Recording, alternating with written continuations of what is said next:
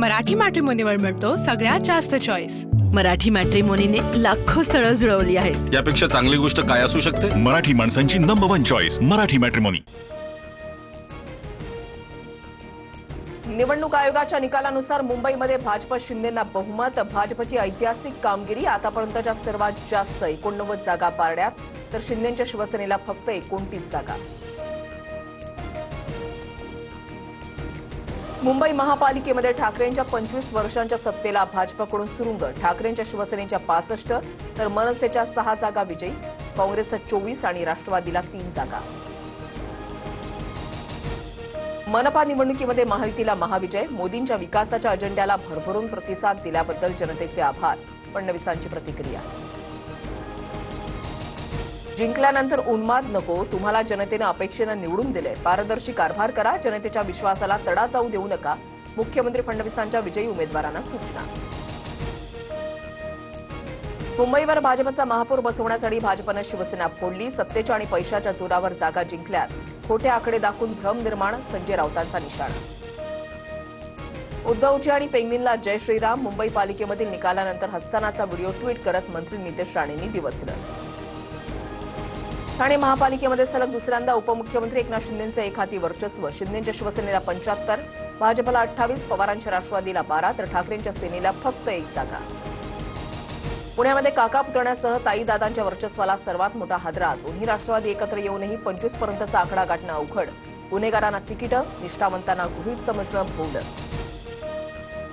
पुण्यासह पिंपरी चिंचवडमध्ये भाजपनं मैदान मारलं। पवार काका पुतण्याला मोठा धक्का। पुण्यामध्ये भाजपला 111, दोन्ही राष्ट्रवादीला 17 जागा तर पिंपरीमध्ये आतापर्यंत भाजप 84 आणि राष्ट्रवादीची 36 जागांवर आघाडी।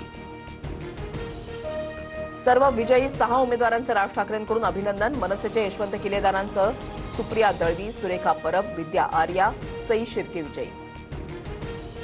मुंबईतील प्रभाग 192 मध्ये मनसेचे उमेदवार यशवंत किलेदार विजयी, 1425 मतांनी विजय। उद्धव ठाकरेंकडून फोन करत किलेदारांचं अभिनंदन। ठाणे शहर जिल्हा काँग्रेसचे विक्रांत चव्हाण यांचा राजीनामा। ठाण्यामध्ये पक्षाला एकही जागा न मिळाल्यामुळे पराभवाची नैतिक जबाबदारी स्वीकारून विक्रांत चव्हाण यांचा राजीनामा। एनडीएच्या जनहितकारी सुशासनाच्या अजेंड्याला जनतेचे आशीर्वाद। आमच्या विकासाची दृष्टी धावली, प्रगतीला अधिक गती देणारा कौल। पालिका निवडणुकांमधील भाजपच्या विजयानंतर पंतप्रधान मोदींचं ट्विट। नागपूरला सुंदर आणि प्रदूषणमुक्त शहर बनवायचंय, कार्यकर्त्यांच्या परिश्रमाचा विजय। सर्व नगरसेवकांनी जनतेच्या आशा अपेक्षा आकांक्षा पूर्ण करा, भाजपच्या विजयानंतर गडकरींकडून अभिनंदन। ओबीसींच्या एमआयएमला महाराष्ट्रामध्ये मोठं यश। 29 महापालिकांपैकी 95हून अधिक ठिकाणी एमआयएमचे उमेदवार विजयी। छत्रपती संभाजीनगरमध्ये सर्वाधिक 24 तर मुंबईमध्ये 8 जागांवर विजय। छत्रपती संभाजीनगरमध्ये भाजपची एक हाती सत्ता। एमआयएम दुसऱ्या नंबरचा मोठा पक्ष।